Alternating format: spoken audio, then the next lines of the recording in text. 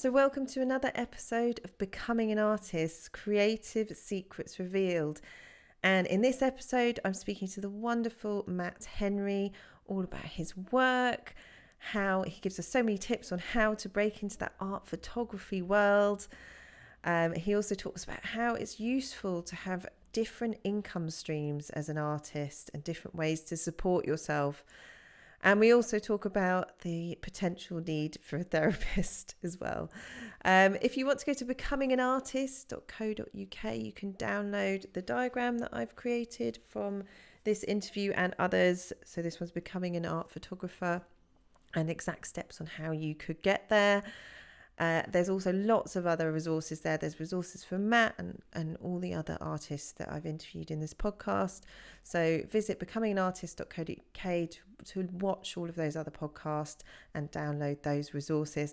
I really hope that you enjoy this interview. It was absolutely fantastic, full of golden nuggets of information and tips for becoming an artist. So enjoy, and I'll see you on the other side.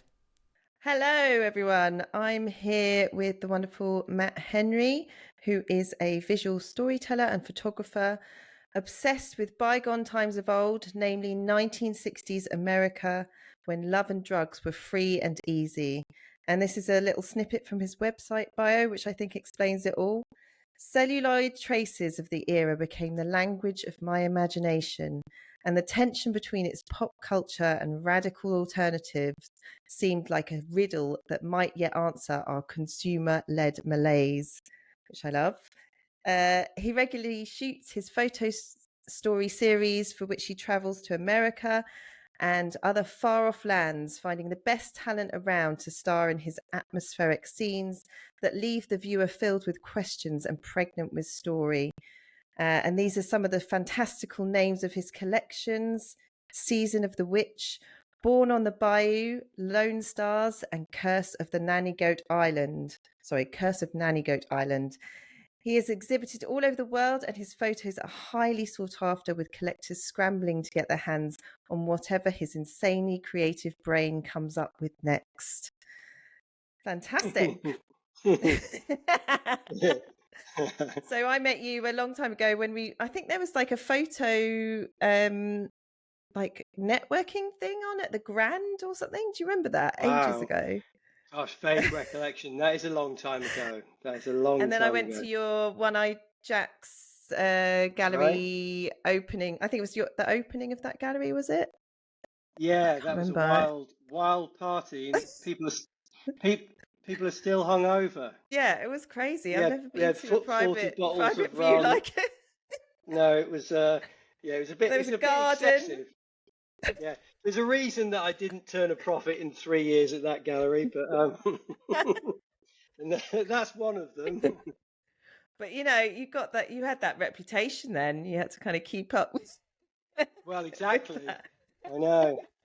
Gosh. You had to provide 46 bottles of rum each time. You had to know. We did, and the pinnacle probably was we had a porn photographer from the 1970s, Barbara Nitke, incredible. The photographs were actually really stunning, and she was like the behind the scenes, and she was taking record shots at the time where it was a real multi-million-dollar industry. It was prior to the sort of advance of VHS home video, so it was very, very high budget. But we actually screened a 70s porno in the garden on a projector screen, and in the end, one of the neighbours complained, and we had to shut it down.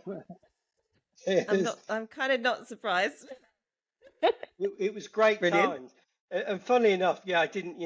I had a lot of fun there. It was a lot of hard work, but actually, it did. People talk about these things as platforms to launch your own career, and incidentally, it did launch my career. So, in the 3 years I was there, I gave myself one solo show over a couple of months, and it got into the British Journal of Photography. They wrote about it, and then a collector from the Netherlands actually saw the piece, and then he got in touch with me, and he bought tens of thousands of pounds worth of work off me, and then proceeded to fund yeah, and then proceeded to fund a lot of my shoots out in the Mojave Desert and various places. So it Oh, was a wow. springboard. So that's a prime example, really, of giving back to the community and then it coming back to you. Yeah. Because I did it really just for a bit of fun, really, and Yeah.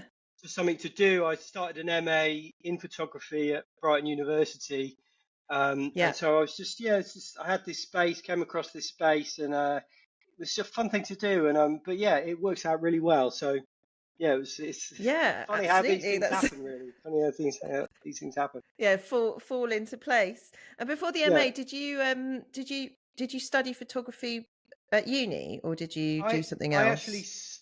I actually studied politics, Okay. political theory at Nottingham University, and while I was there, I got into the rave scene. My mum was a photographer and she had a dark Right. room at home. And I'd started Okay. about sort of 17, 18. I'd started playing about in that. I went to the States on a Work America trip, and she gave me my first SLR, and I came back with a load of negatives, played about in the dark room, and then sort of saw this print come out and was really hooked. And then Yeah. I started taking photographs at nightclubs for the student magazine, sort of like Okay. raves, free parties, Yeah. um, and it became a way of getting into places that did have tickets on the door that did require money as a way of getting in free as well and getting a Yeah. couple of my I'm the friends in free. photographer. Yeah, I know. So they so that was a lot of fun, and that's kind of how it started really. And I think Yeah. I submitted some photographs for the Guardian Student Photographer of the Year award, and I got shortlisted for that. I think out of four Oh, people. wow. Yeah, and so that was sort of the springboard where I thought, this is God, quite enjoying this. But there was a Yeah. period I'd had my heart set on journalism, so I went to live in a commune for a year because I was Yeah. heavily this is part of the rave thing. I was into ecology and eco activism and aspects Yeah. of this, and then I left and I thought, well, I've got to do something with my life. I'm just going to end up wandering about with a dog on a string. So I went and studied journalism, and I wrote about photography for many years, and then over Okay. time I made the transition from writing to photography. I stopped enjoying the writing really, and then yeah, I made that progression. So with the writing, you were kind of studying photography and like looking at people in people's Yeah, so photography in political it, situations or something. well, Is no, that what happened? it was basically just a normal W.H. Smith type magazine about photography. I think the Okay. first one I Oh, worked right. for Okay. was Photography Monthly. I was there for about a year in the office and then decided I wasn't really suited to office life. And I went freelance and then wrote for various different magazines about photography. And I really Okay. I used it as a springboard to try and find out the things that I wanted to know from professional photographers. So I did a lot of Got interviews yeah. and I'd be like, right, okay, Okay. so how did you do this? How did you do this? How Yeah. did you do this? And then Sneaky. gradually I sort of built up a lot of knowledge and Yeah. skills and lighting knowledge. But the sort of people that I was interviewing, they were fairly mainstream commercial photographers. So at that point, I Okay. still wasn't aware of the fine art side of things, the fine art scene. So that's something that Yeah. sort of came a lot later. And did that come in when you did your MA, or was that just after kind of, or just you Yeah, kind of got an inkling for it, or you found some people you liked or something? so I started actually started shooting fashion photography. I've always been drawn to story. I always thought I was going to be a novelist. And the thing I liked about fashion was that it was told in stories. So there'd be at the time there Yeah. was a lot of magazines around in the way that there perhaps isn't now, but there'd be a sequence in there of say 10 images, and I liked that progression. I hadn't sort of seen that Yeah. anywhere else in photography, but I worked in that industry for a while. Didn't really make any money, but learned a lot. But Okay. I really didn't like the industry. I found the people pretty vile, in all honesty. And I was just like, why do I Yeah. have to? Why do my? I just became constricted, and I was like, why do my stories have to be about beautiful young people in nice Yeah. clothes? And so I 2007, I took my first ever photograph when I was like, I could treat this like a movie. Why can't it be a storyboard from a movie? Yeah. Um, and I shot this picture of a car at night under the moon, actually in Stanmer Park in Brighton. Oh And that wow. was that kicked it all off. It was actually a day for night technique that I learned from the film industry. So it was shot in daytime and then turned into a night scene. Ah, That's the cool. most Photoshop I've ever done on a picture, then or since. I tend Oh to not try really? and yeah, I do very little. I try to avoid it. It's all done in camera if possible with lighting. I Um, was it, wondering that because I was checking out, obviously, just to remind myself of your work. I was checking out all your mm, photos, and I was just looking at how amazing they are, and I was just wondering if you did do any Photoshop. So no, that's I quite an mean interesting. other than the basic sort of things that you would have done in the dark room, which would be, playing with contrast. I boost color a little Yeah, bit because I'm drawn to yeah, bright colors, so I yeah, push the saturation a little bit. But I'm not like dropping things in that aren't there, or you yeah. might take a label out. But it's now I've people used to come up with that dreaded phrase, "I will sort it in post," and Oh you yeah, sort of realize you realize that you're making a massive rod for your own back. So I try and get as much definitely. as I Yeah, can in camera. But basically, that sort of began um, the storytelling thing. It come from fashion. I was like, this is too constrictive. Why can't I make things like film stills? And then it was a matter of trying to find a way to make that work. And I had, yeah. I knew nothing about the art world. I All I knew was that people could make money from advertising, so I got an advertising agent in London and New York. Um, Wow. Okay. How and did I you did manage that? I think I just built a website, dropped some people some emails, and then Okay. they invite you in, and you bring your portfolio, and Nice. one of them was a yes straight away. The other one kept me dangling for like a year or whatever. But Right. I did a billboard for Channel 4 Yeah. um, and a couple of other things, and I just it wasn't really happening. Mine wasn't really in it. I don't really think like an advertising photographer. I'm a bit too bullheaded, so I just want to do what I want to do.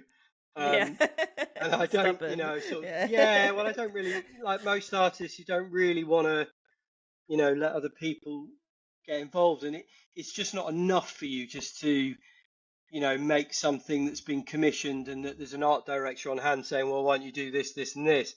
And, Yeah. advertisers, photographers still go away and they have their personal work, but also from my political views and being a sort of lefty, I just wasn't comfortable with it all. But it was the only way I thought that I could sort of make a living. Yeah. So when the sort of in the end with that, I'd get put up for big jobs and then they'd fall through. Me having done a lot of prep work, you have to write these treatments and all this business, and I just thought I'm just not into this. Um, I so I remember you telling started. me you had a huge cancellation fee once, though. Did you? Is that a thing that you can? Gosh, Didn't you I have can't something? remember. Was Oh that? yeah, you get You cancelled for got yeah. like If somebody ten books you grand in or for a something. job, yeah, and then you cancelled, yeah, they have to, they. I mean, like I got put up for a billboard job for a bank in the US, and the money's like, I mean, it's ridiculous. Like I don't want to talk about Yeah, money, but but a lot. it's all Yeah, pie in the sky, until it yeah, actually lands, and then and then it never does. So in your head you think, right. oh great, you've spent all this money, and think I could go and make all this work with this, and then it Yeah. doesn't happen. It wasn't, it just wasn't a life that I didn't really gel It, with my agents, and okay. so then I sort of started drifting towards the fine art world and investigating that and thinking, oh, that looks interesting. What, you can just do what Yeah. you want and then get paid for Brilliant. it. And then Yeah. it was and it's that time I started the MA and then started the Yeah. gallery, and then I got this Dutch dealer involved, and then the work was funded. I'm not working with him anymore. The interesting thing about the art market is, he was at a certain level, and then I got taken on by a much bigger gallery, like sitting with some very, very famous names. But Yeah. in that, there's also then a drop in income because it takes a long while for them for you ever to be able to compete with their A-listers who they've Okay. got. Most galleries, I mean, I have to say that the photography world and the art world are slightly different. There Okay. is a bit of a divide between the two, but some photographers at the top echelon cross into the main art world.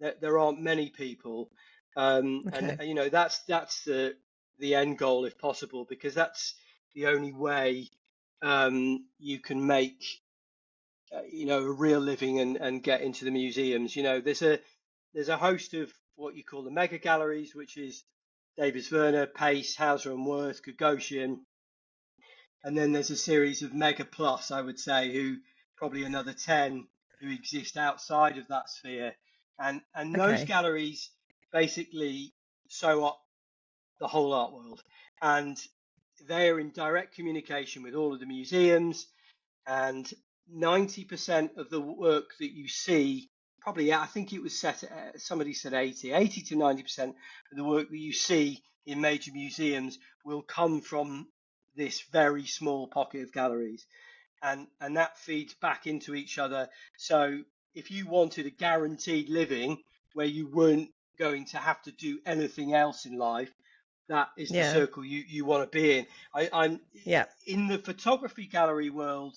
You know, I am in a very established gallery, and like most galleries, they probably have two or three artists who bring in all their money, and then the rest of us are sort of uh, our shows are almost funded by these people in the same way as Okay. it works on a record label. You know, so Right. Okay. that's Got just you. the way it goes. It's like money, the market, that's the way the market goes. Everybody piles on, the hype train starts, you know, Yeah. the big galleries give the things to the museums, and then that makes the prices go up because it's been a museum, and this is Yeah. sort of how it goes. So, it, well, you know, that's a trajectory that ultimately we probably none of us Sounds would like a lot of probably say no to, but yeah. you know whether that's feasible, I don't know. But that is the 1% of 1% of 1% of artists, Right. and the rest of us really, you know, we have to have other jobs, we have to do other things, Yeah. Yeah. and that's Absolutely. part of the thing. So I design and build gardens is my Yeah. other thing, and I do that, you Yeah. know, uh, as and when I need to. Yeah. It's sometimes 1 or 2 days a week, and then in the winter period I'll do more because I'm not out shooting. But Yeah. you know that's interesting because you know you can take it's all. I think it's very good for artists anyway to have something that Yeah. feeds back into their work. There was a period where I did have enough income to be full time, and you're just sitting in front of a computer mostly, you know, doing Yeah, admin that's and it. various Your things. day to day is quite, yeah, it's quite kind of constrained It's to not the it's screen, not isn't it? good. I think every No. artist should have some sort of practical job, preferably that gets them outside, which is why gardening is amazing. Anything in Yeah, horticulture, absolutely. you know, anything that can really that doesn't kill your mind and your soul, you know. Nothing sort of probably office for me would be nothing office Yeah. based. You know, everybody's different. Yeah. But something I think the trades are great. You know, if you can get involved in any of the trades and because they're well paid, you know, be a joiner or you know or something where you could do two or three Yeah, days a absolutely. week, get a decent daily Ar- income, Artist and then slash spend the time. plumber kind of thing. There's a very Artist famous slash plumber. story. Yeah. There's a very famous story. There's the I don't know anything about this world, but it was Philip Glass. So he's a sonic artist of some sort, or involved in music and sound, and Yeah. he's very famous. And he turned up at a very famous critic's house to Okay. install his dishwasher, and he said, and apparently the Brilliant. critic said, "Oh my God, you're Philip Glass." And he said, "Well, yes, I am, but I'm here to install your dishwasher." Uh, you know, he couldn't get his head around that. But I think you know this is an issue for lots of artists, and you Brilliant. know, That's a it, great story. we yeah, it's fantastic, and we wrestle with these. You know, we wrestle with these things. But what you don't realise is that in the art world, you can be very, very famous, like as in at museum shows at the Museum of Modern Art, and Yeah. be very, very poor. Like Okay. those two things go hand in hand. You can also be at MoMA and be very, very rich, but Yeah. there's no, there's sort of no guarantee at any of it. And most of Mm-hmm. us as artists anyway, I mean, well, none of us, I would say, are driven particular by money. There might be, Jeff Koons or Damien Hirst, that are kind of banging things out, but most of us that Yeah. just want to be able to sustain your practice and Yeah. keep things going. And they're not, and the beauty of being in that circle is that there's a whole staff of people who are busy doing all your admin and your networking and all those things, Yeah. the things that most of us will have to do Have to do ourselves. outside of making work. That's Yeah, it. I've lost my Yeah. train of thought now. Yeah, but yeah, so I was talking about, yeah, Well, basically just having different the income streams and stuff. Yeah, it's like you have you've to, got to, as an artist. Yeah, you just have you, to. you, You might have like 3 or 4. Or you might just have. You've just got. Have you just got the 2? Is it just the just the art two, and the? yeah, just the Yeah, two, and keep it and garden simple. That's design. good. My feeling is, so some people use their art, they leverage their art then to work commercially. So you've got some, but my feeling is I would not do this, and I don't think it works. So I've Okay. never seen a photographer really that has a foot in both camps that's done well. Um, Right. it's not just the fact that the art world looks down on it. It's also the fact that once you Okay. kind of prostitute your skill, you then start thinking about, well, I can't make this work because if the art director at Adidas sees that, he's going to be well pissed off and he's never going to give me another job.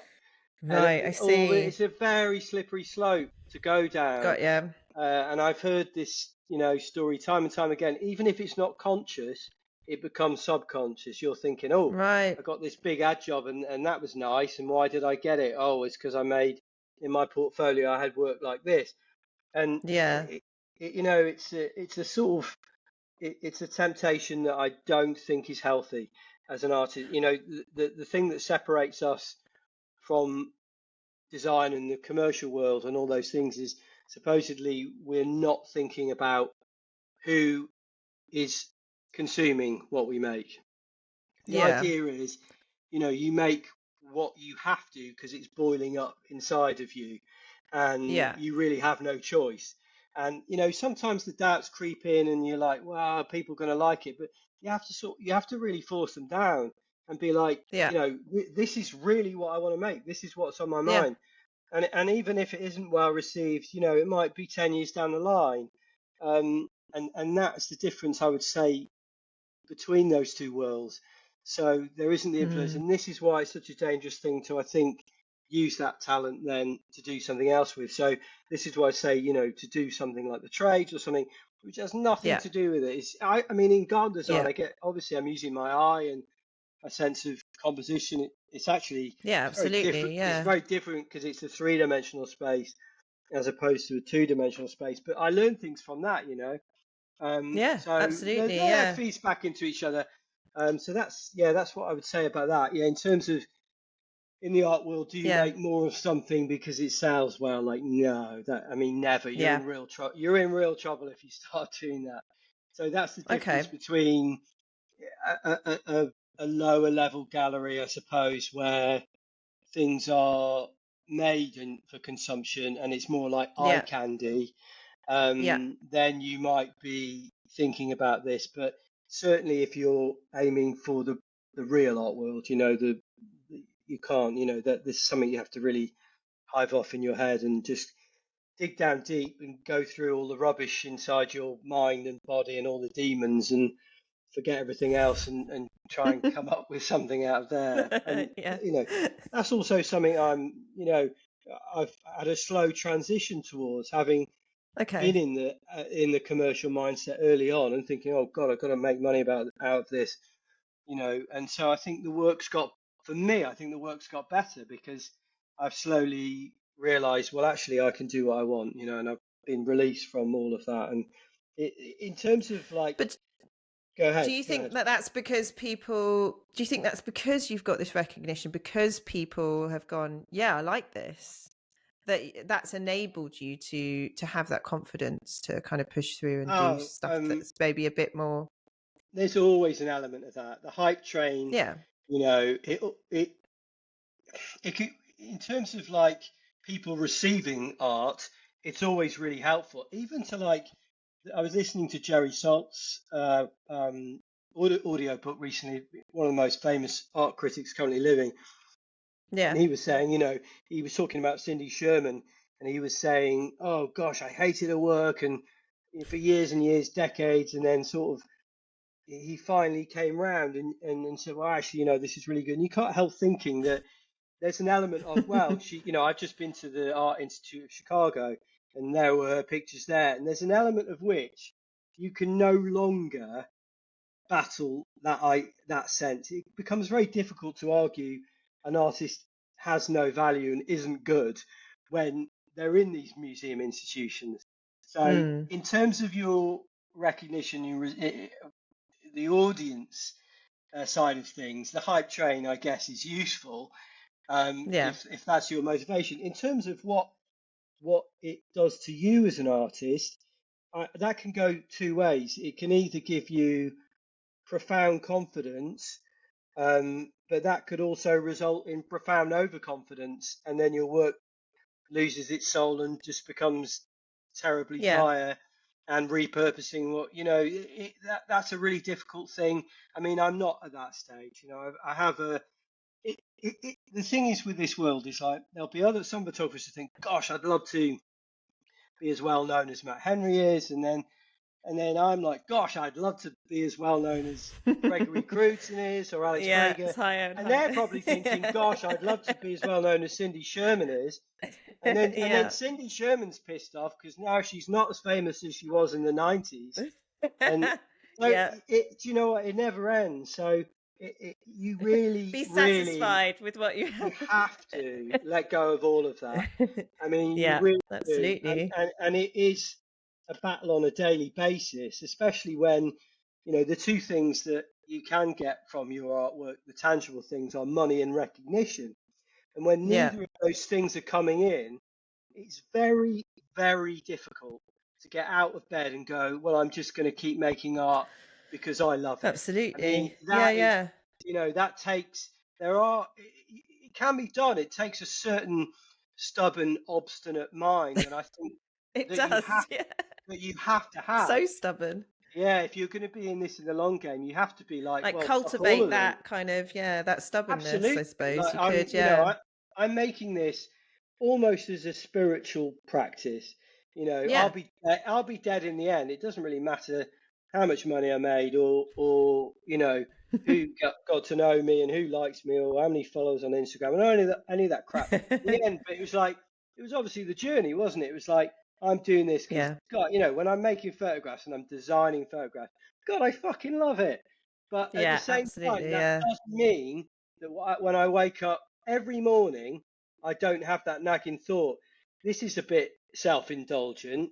Go and get, why aren't you getting a real job? This is, what? Gosh, no one's talking about your work. You haven't made any money this month. Why on earth? Yeah. It's Those hard. demons are there every day, and Absolutely. Yeah. it's really difficult. But I think that's the curse of it. But what's the reverse side? The reverse side is me going to do something every day that breaks me because I know my heart's not in it. So this is Absolutely. Yeah. the conundrum. There's a loss with every choice, as my therapist used to tell me. There's a loss with every choice, and she was absolutely There's a right. challenge, yeah, with every choice. There's Yeah. no perfect place at which everything falls into place. So Yeah. you have to accept that's kind of part of the territory, really. Absolutely. It's yeah, it's a tough ride being an artist. Absolutely. It's like, yeah, as you say, you've got to dig deep. You've got to keep that motivation all the time. You've got to be Yeah, and it kind isn't of it. having ideas as well and fresh I mean, ideas and the ideas aren't a problem. Like they're like there's way more ideas than can ever be made, so they're floating around yeah, all the time. The frustrating thing is that those millions of ideas, can't be there made isn't the time because or there's the a money million. to make them. Yeah. I'm not saying they're all good. Some of them are apparently shit, and it's a good job that you that you didn't get to make them. So you do have to sort. I mean, like you sit in the same way that you look back at your own work, your old work, and you think, oh, fucking hell, that wasn't very good. That's part of the process, the aging process as well. Obviously, it was at the time what you wanted to make, and then things change. But yeah, I mean, economically it's hard, mentally it's hard. I can recommend therapy, certainly. I mean, I recommend therapy for I everybody love anyway. that. Yeah, full stop. Everyone Um, go to therapy. yeah, but I think the draw for me. So I mentioned to you before we started the podcast is, in terms of my trajectory, I Yeah, around sort of 35, I landed.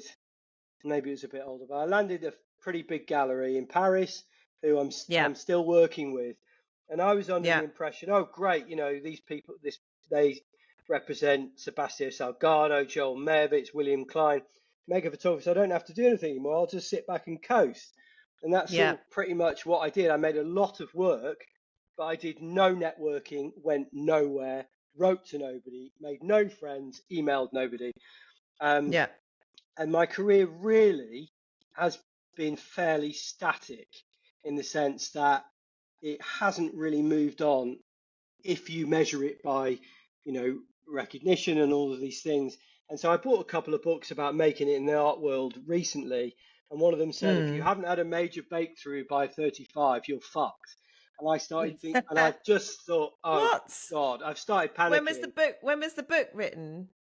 It's actually there's two books, and Because they that, I both mean, say the that same sounds thing. like, yeah, but that, I mean, I don't, I can't agree with that. I think things have Well, changed. you know, I think we've they, got so many differences now. I don't know when these books were written, but I feel a bit like it's very fairly recently, narrow-minded. yeah, it is narrow-minded. The books are pretty grim reading, um, but they, and I want to dismiss everything that was said, but in actual fact, a lot of research was done. One of them Mm. is ghostwritten by one of the most famous artists in the world, and they have laid it on the table.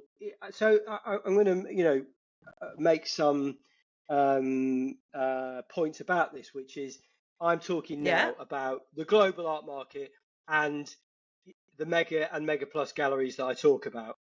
So yeah, they are drawn towards the next bright young thing. And yeah, so, they comb Instagram often for these people, and they're looking for people in that bracket, sort of 25 to 35, who've come out of art college, they've done this thing, and they can leverage.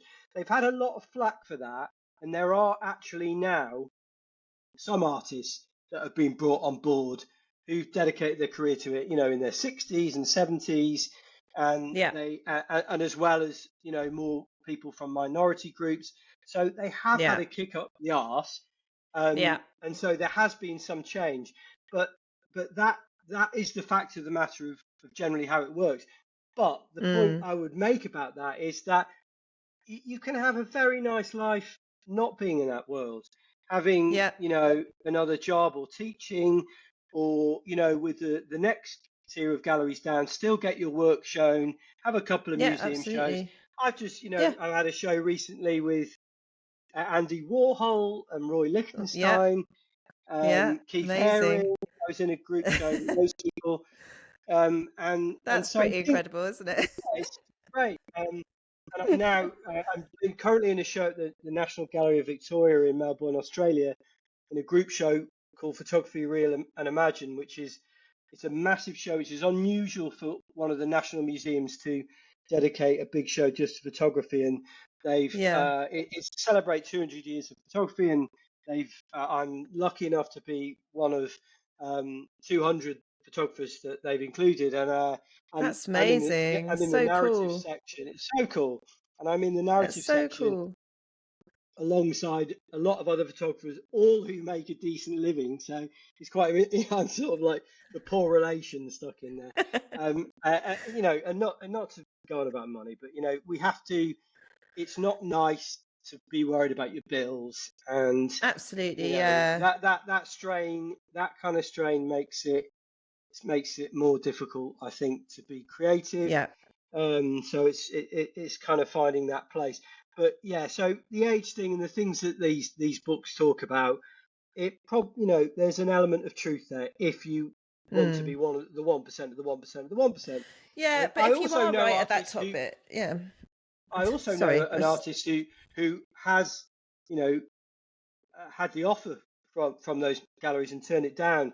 Yeah, And so he wants to be an outsider. He doesn't want to be part of that system that's because he thinks interesting. he thinks it's going to have, a negative effect on his work. So That's what I was just about to you say. The know, pressure of it might be so huge much pressure. if you get into that 1%, that actually your Mm. quality of life, as you say, might not actually be as good as if you had exactly what you were talking about, being one of the kind of Exactly. mid-tier, in the It's mid-tier just. galleries, and you've got some other income streams, and you're quite happy, Mm, you do shows, and there's not this massive, like, and pressure mm. kills creativity as well sometimes, It doesn't it? really It's does. just, I mean, those people must be under enormous pressure. When you've got critics writing about you and saying, that's "Well, it, the yeah. work's really tailed It's off," gone downhill, yeah. Yeah, her last show is incredible.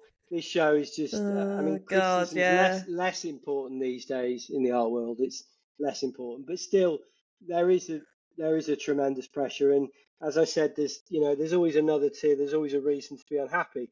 But I'm talking about in the sense of when I going back to my trajectory of Yeah, not having done any networking, not having done any of these things. And yeah, the other key, and I sort of panicked a bit. I'm 45. I thought, Christ, I need to get on my horse and get out there. But there's yeah, another positive point to that, which is, beside money and recognition, the real reason that we do these things, and the reason that I do these things, beyond subsistence, is connection. And yeah. when you're That's it, networking absolutely. and you're out there, you've then got a layer of people, you know, who are involved with your work and helping to promote your work, maybe curators, gallerists, collectors, dealers. All of these people then are potential friends. There's a business Yeah. side of things, but there's regular things going on. And that for me, to be part of something, and I know that some of that is going to be shoddy and some of it is money driven and market driven, but it still feels like you're connected in some way, and you're also connected to Mm. other artists. You're going to shows. Yeah.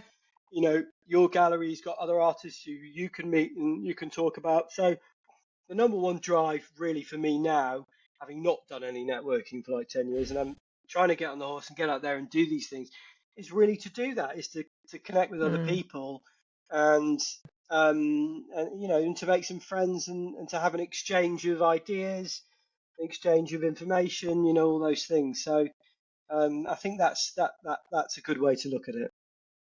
And you said you feel like you've got the confidence to do that now as well. Yeah, I do. I don't think, I was, I beat myself up about being a hermit and just making lots of work and not going out there and seeing people. But I don't think I was in the right mind space. I read a few books. I read a really good book called Mindset, actually, Okay. which was about, I can't remember whether they used the terms good or bad or positive or negative, but just how we defend ourselves in terms of mindset, and how we protect ourselves by not putting ourselves out there and not Yeah. taking risks and not taking Yeah. chances.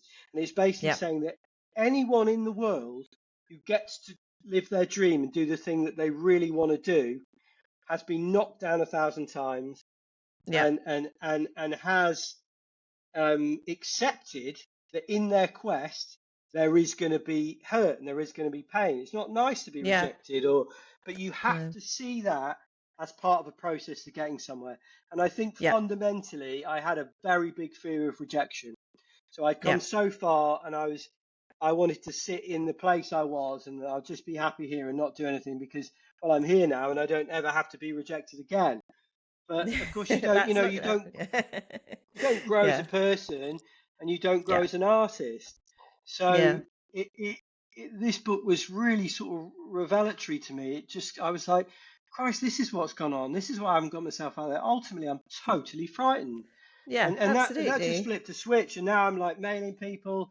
I'm going to portfolio reviews, things that people might That's say, oh, it.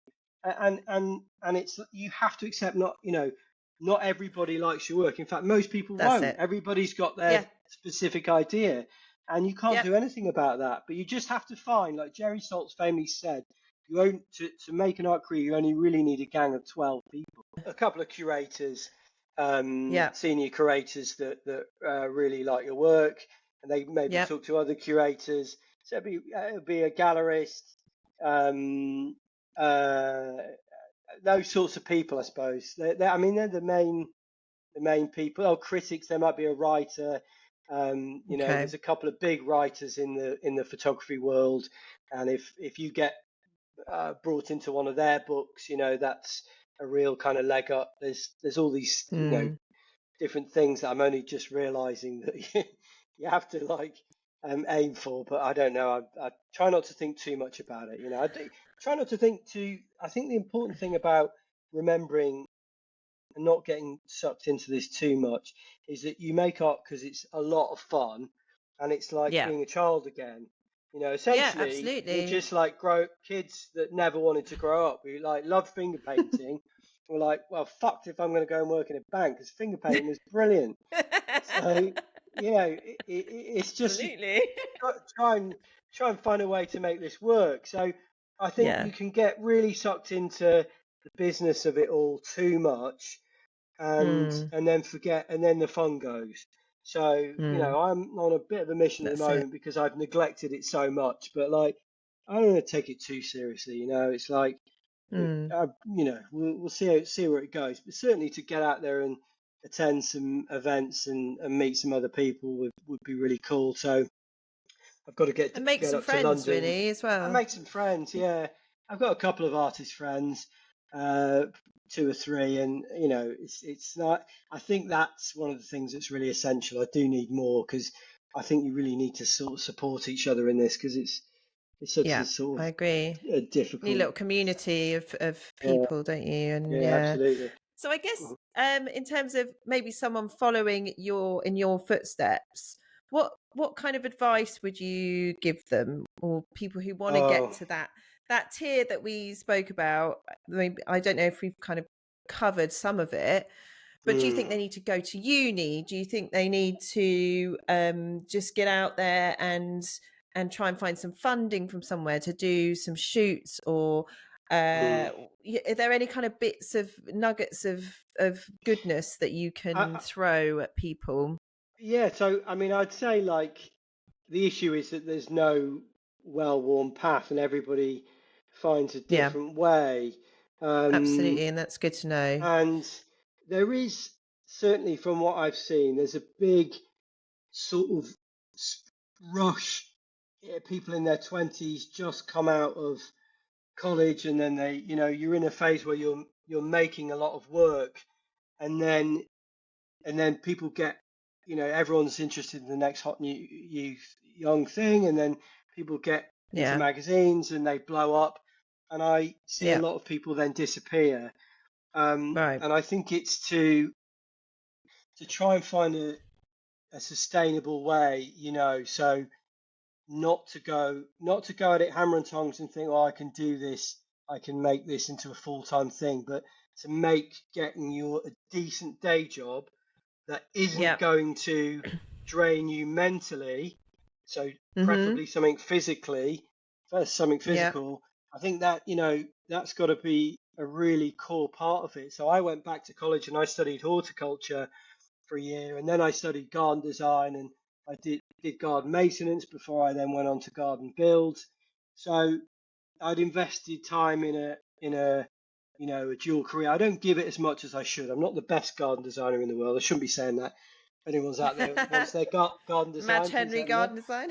Yeah, but it's because my mind really is invested in the artwork, but can do enough. Yeah. So I think that has got to be a focus in terms of, like, I I would say, not, there's a big photography culture out there, um, especially in terms of photo books, and you can get sucked into that and be drawn into many different directions. There's a Okay. handful of people in that world, who have very set ideas about what photography should be. So there's a few big book Okay. publishers like Mac, and the focus is really on documentary photography. And there's a lot of people making work like that, and not so much space. The few photographers that have broken in to the art world and are still going are actually people Mm. like me who have not just people. I mean, I shouldn't say that, but I'm talking specifically about people who are doing something other than photography, a documentary. So, Okay. like I work in narrative, so there are Yeah. two people who are wildly more successful than me, which is Gregory Crewdson, Alex Prager, Philip Lorca de Corsia, a list of American names, but it seems easier to make the move and to make it sustainable if you're doing something outside of the traditional documentary practice. Okay. You can get a photo book quite easily in that world, because that's how it's actually quite hard for me to get a photo book made, because that the photo book. But the trouble is with that world is, yeah, you can get your book made, but it's not necessarily going to provide you with a sustainable career. I think people think, great, I've got a book, that's it, I'm going to be laughing. But most of these books you have to self-fund anyway. There's a very small amount of copies made, and it's a world I think that can be a bit of a dead end. There's a lot of people coming up Okay. now who are taking it somewhere else, with surrealism and various things. A lot of great photographers. So I'd say to Okay. be mindful of some of the cottage industries or places that you can be drawn into. And photography has a very rich history of documentary. So, with the invention of the movie camera, very quickly it moved from realism towards storytelling. Very, very quickly. Mm-hmm. Photography Mm-hmm. never really wanted to leave. You had pictorialism, which is sort of blip on the landscape. Otherwise, people are obsessed with the reality of things. And Mm. because of that, I mean, that sort of work, I know it's a harder sell for galleries. There are certain people like William Klein and Sebastião Salgado and obviously all the Magnum photographers that can make a living out there. But so I don't want to, if that's what your heart's in, then that's great. But I would say that the sort of the work that's more, driven by uh, fiction or the surrealism, there's scope there. There's not that many of us, and that world is sort of Okay. blowing up. So I'd say not, Right. if your heart's in the other world, that's great, but just think carefully about where you want to, put your stall. I'd say is the biggest thing. Mm. Elsewhere, That's and a yeah, good tip. I say the book. So the book got me my first gallery. So I had a book published with Yeah. Cara. I think I sent an email to my gallery saying, I've just got this new book out. Here's my work. And they said, oh, come and Yeah. see us at Gallery Photo, bring the book. And I brought the book, and then and it all went from there. So I think the book Yeah. could be a good sort of a good tool. It's It just does give bloody you authority, doesn't it, if you've got yeah, a but book published? it does. But there are millions of photo books out there now. Could you just like print one yourself and be like, I've got this book. Oh no, and absolutely. get So my second book it? is self-published. There's Yeah. there's you've got a handful of very big publishers, and it's really pay to play. So they're making money from people wanting to make photo books, right? And Yeah. they and it so it will cost 4 or 5 times as much as it would cost to make the book yourself. But the advantage being that they Okay. do get your work out to places. So Cara Verlag got Okay. my book into the shop in the Tate Modern, and people saw it all over the Wow. places. So That's in terms of amazing. That's so marketing, cool. it's really And useful. distribution, they've got the distribution Yeah, they've got the basically. You're paying for distribution, the but yeah, but the thing is, you get no money from the book sales that they distribute. yeah. Yeah. All you get is you get a bunch of books that you can then Yeah. sell to make the money back. but everything Yeah. they sell in the Tate Modern and whatever goes straight in their pockets. So, and Yeah, then you've got absolutely. then you've got a medium sort of band, which might cost a little bit less, but they're a bit more niche, and Yeah. they're not on the main stand in Parry Photo. They're more likely in off print or polycopies, and they there's a slightly different setup there. Might Yeah. be in slightly different bookshops, but they're also likely Yeah. to be more acclaimed because they're Yeah. people who aren't so interested in the money. They're interested in making an absolutely beautiful book with the best paper and what have you. And Yeah. then there's the self-publishing, which if you've got an audience, is really the only option to actually make a profit. Which is so Yeah, the absolutely. second book, I made money on this because I already had some people A who following. would Yeah. buy the book, yeah, and so therefore that worked out better. But it didn't necessarily get seen anywhere because it didn't have the Right. stamp. But I didn't at the time. I Yeah, didn't have the money interesting. to. So there are different ways. The book's useful, but Yeah. it's not like a panacea. It's not a panacea. I'd say, Can you g- give me a load of links to stuff like this? Would that be absolutely, yeah, okay? Because that's like, absolutely, I mean, this stuff's really interesting, and all the galleries you've spoken about as well, and maybe yeah, maybe some of the people. I mean, if you, I mean, I'm not in this world, so it'd be good if you could give me a few of the people that you think are doing really well or something like that as well, like the different tiers that we were talking about. That'd be really cool as well, if that's all yeah, right. sure. I mean, it's all I can, yeah. It's all kind of like it's a bit, it's ugly stuff in a way to think about this because, we're doing this thing for the beauty of it, but to a degree, Yeah.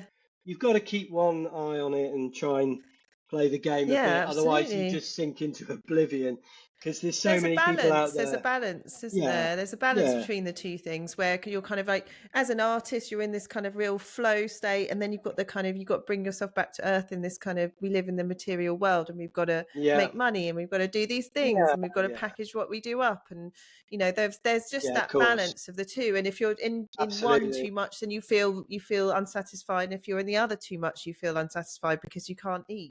Mm. I mean, So this there is this kind of balance, isn't there's no doubt that I mean, look at Warhol, the most successful, the most well-known artist, or the best self-publicist. It's not, unfortunately, something that comes natural to me, there? but some people are great at it, and Mm. you have to accept that you know it's not just about the art. It isn't, Mm. unfortunately, it isn't just about the art. It's also about your ability to leverage a network and your ability to navigate the, the art world and understand what is acceptable in the art canon. And that changes over the years. And to some Mm. degree, there's trends in the art world. Things go out of fashion, things come back in their fashion, and you take a punt on the things you're interested in because you have to. You can't try and anticipate trends, and then you don't know that what you've made is now gone. Been no one was painting in the 60s. Now everybody's Mm. painting. So Yeah. it's all a bit of a stab in the dark, and you can't beat yourself too much about it. But one of the interesting things that I did read in the book, which I thought, I mean, it sounds pretty controversial, but this artist said there is no good or bad art, there is only your network, which is like, meaning I do tell basically, people, the more people you speak to, the more successful you're going to be, because you do need to chat to a lot of people. you've got We're to all kind of, you do. we're You built need on connection. We're humans, we're social absolutely, animals. yeah, And why we're making our art, as you mentioned before, why we're making this art is to build a connection with people. We want people yeah, to go, wow. And there's that space in between the art and you and the person, and that mm, conversation, that connection, that's mm. kind of, really important. So yeah, so I think that what you're doing now and what you're going and you're pushing yourself to go out and chat to people, that's Yeah. It isn't. incredibly important. It's not easy. No one likes standing around not knowing anyone with a glass of wine in a Awkwardly, gallery yeah. space. I mean, Yeah. it's pretty miserable. But all it takes is like you meet one person who's like a That's riot it. and good fun, and also is like Yeah. having a shit time, and then it's all okay. So Yeah, that's but it. You got to, everyone's in I the mean, same position. we're lucky in London. The two major spheres. I mean, number one is New York, but second is probably London. So there's loads Wow. of Okay. opportunities, lots of opportunities there. So I've got to, Brilliant. I haven't spent enough time in there, hardly any time there. So got to get up my ass up to London. Yeah. That's the next thing. Get up Oh, there. I It's would quite say, easy. Brighton to yeah. London. Do you know what? There's one more piece of advice that I would give. So I Yeah. joined this group called, it's an online community called Network. It's a terrible name, which is not memorable, but it's basically NETW ERK. VVRK. Yeah, Oh, and it you can, EVRK. Okay. yeah, no, Network. VVRK. Yeah, you can EVRK. find it, and the lady that runs it is Paddy Johnson. She's an Yeah. American. She's in New York. And you Yeah. find her on Instagram. She does lots of great reels to sort of entice you in. And she has a program to basically get you into shape. And there are a lot of things that there are a lot of standards for presentation that are there in the art world that people don't realize. And if you don't do Mm. things in a specific way, you don't order your CV in a specific way, Okay. you don't organize your website in a specific way, your artist statement isn't crafted in the right number of words, they will know Mhm. straight away that you're not serious and you're not playing the game. Okay. So Interesting. these So things it's are about very, playing the very game. important. This thing. You Yeah. you've This got kind They of want to know that you're fluent in the game, right? right. If you want to be part of that world, they want to know that you're fluent in the game. Got ya. That end of story. Not so much in photography. I'd say less so in photography. You can get away with a bit less knowledge in photography. Mm. Also photography has its own thing, which is it's become very academicized, and you almost have to be a writer, in photography to make headway with certain people in a way Mhm. that you don't necessarily with painting. But anyway, Network is there to sort of there's a curriculum, how to design your website, the things that should be on it, Wow. how to list out your CV, how to organize your pictures. So I'm in the process of myself going through all these things, and I've realized a lot of things that I haven't done.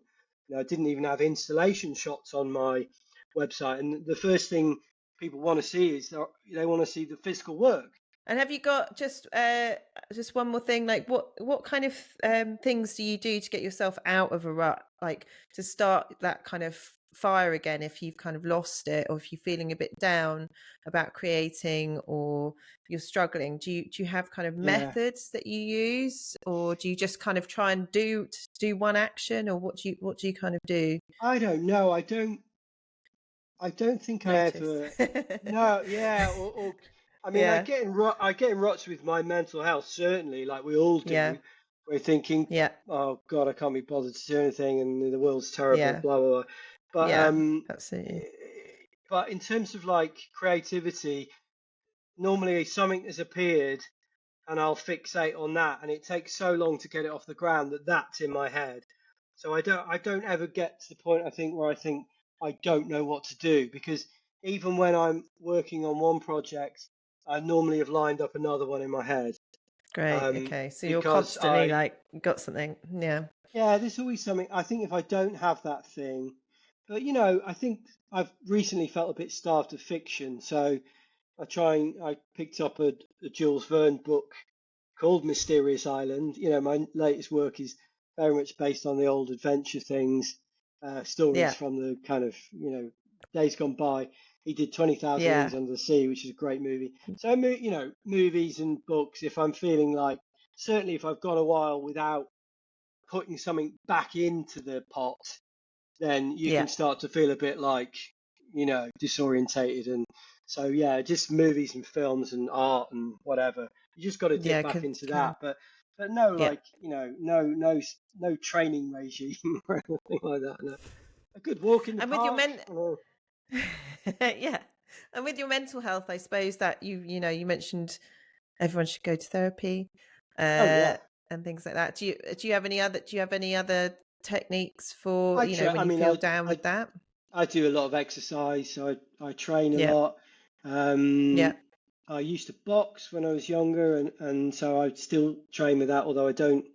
Um, get involved in anything that involves blows to the head. I've realised how ridiculous that is, but I still do training, and so I mean, Yeah, great. always the periods where I've Moving been your injured body or and stuff. something, yeah, moving your body. Gardening's amazing because it's Yeah. funny. You can garden a whole day and not have had a single thought. Almost, it's the Yeah. most you can really be in the now. So You're physically, selling this. You're selling this more than oh, it's photography. great. Yeah. I don't want to encourage too many people to become gardeners and put myself out of work. But but being outside, mental health, yeah, being Yeah. outside, connection, not being isolated. If the biggest thing for me that I've realised, if you ever get low, you must act. Anything, it doesn't matter, Yeah. act. The worst thing you can do is sit with it. So go That's a outside, great, just get up, yeah. do the cleaning. It's just like if you're ever at that crossroads, just act, act, Take an act, act. action. Yeah, yeah, Yeah, yeah. that's always, for me, that's always a solution for everything, I think, Yeah, you know. that's a So brilliant yeah. kind of really quick thing that you can kind of draw Yeah. upon straight away, and that's what you need. Do the- These kind of quick things. Oh God, I'm feeling so terrible. Just do something. As you say, Yeah. hoovering or Mm, whatever. Just get up and do mm, something. That's great. yeah. But yeah. On that note, it's been so good Okay. to chat to you. Yeah. Thank Thank you you for for all of listening to your me ramble on. wonderful advice. You've Yeah. been incredible. Oh, So thank thanks so you. much. So thank you so much to Matt for that wonderful interview. I really hope that you enjoyed it.